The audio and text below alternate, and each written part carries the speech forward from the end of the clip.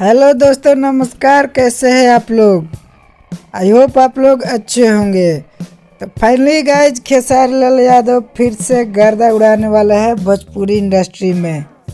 उनका एक और धमाका सॉन्ग आने वाला है होलिका आस्था सिंह के साथ। जी हाँ दोस्तों, आप लोग बिल्कुल सही सुने।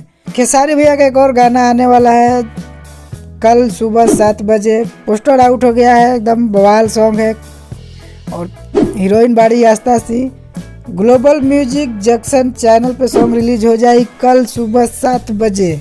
गाना के बोलबा बाहर रहेला मर्दा खेसारी लाल गौले बड़े, गीतकार विशाल भारती बड़े, संगीतकार आर्या शर्मा और डायरेक्टर बड़े पावन पाल। तो काफी जबरदस्त सॉन्ग बा भाई, बवाल सॉन्ग बा, एकदम गर्दा उड़ जाई कल।